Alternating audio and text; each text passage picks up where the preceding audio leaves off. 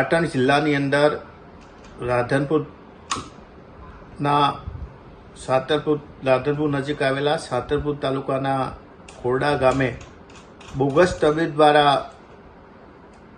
જે રીતે બાળકોને વેચવાનો વેપાર થઈ રહ્યો છે, બાળકોને વેચવાનો ધંધો થઈ રહ્યો છે અને આ કિસ્સો પ્રકાશમાં આવ્યો છે। આ બહુ ગંભીર બાબત છે।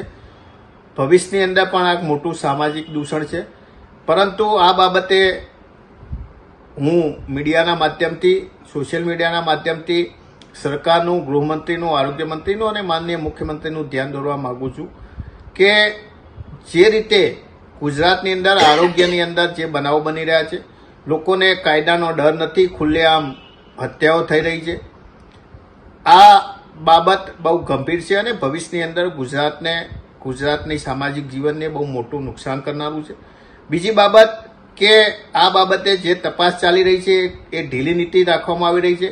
ખરેખર જે મોટા માથાઓ છે એને દૂર રાખવામાં આવી રહ્યા છે અને છેલ્લા 10 વર્ષથી આ વ્યક્તિ આઈસીયુ ચલાવતો હોય, મલ્ટી સ્પેશિયાલિટી હોસ્પિટલ ચલાવતો હોય, જે વ્યક્તિ ધોરણ 10 પાસ છે એ 10 વર્ષથી પાટણ જિલ્લાની અંદર આવું બોગસ દવાખાનું ચલાવતો હોય, લોકોના આરોગ્ય સાથે, લોકોના જાનમાલ સાથે, લોકોના જાન સાથે જે લોકો ગંભીરતાપૂર્વક રાખ્યા સિવાય લોકોના આરોગ્ય સાથે ચેડા કરતા હોય, શું પાટણ જિલ્લાના વહીવટીતંત્રને, પાટણ જિલ્લાના આરોગ્ય તંત્રને, પાટણ જિલ્લા પોલીસને, એસઓજીને કે એલસીબીને આ બાબતની ખબર નહીં હોય?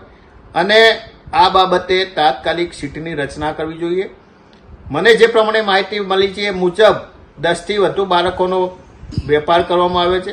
જો એ બાળક દીકરી હોય તો એના 5 લાખ રૂપિયા અને દીકરો હોય તો 10 લાખ રૂપિયાથી વધુની રકમ લઈ અને આ જે ગંભીર પ્રકારનું સામાયિક કૃત્ય કરી અને સામાજિક દૂષણ પેદા કરવામાં આવી રહ્યું છે। કોઈ પણ પક્ષ સાથે સંકળાયેલો વ્યક્તિ હોય, સરકારે છોડવો ના જોઈએ, ગંભીરતાપૂર્વક આની તપાસ કરવી જોઈએ।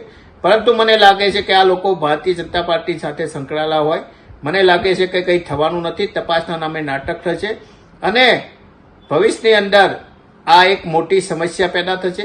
એટલે મુખ્યમંત્રીને વિનંતી કરું છું કે મક્કમ બની અને આ બાબતે સાચી તપાસ થાય અને ભવિષ્યની અંદર આવા ખરાબ ગંભીર પ્રકારના કૃત્ય કરતા લોકો અટકે એ બાબતે યોગ્ય કાર્યવાહી કરવી જોઈએ।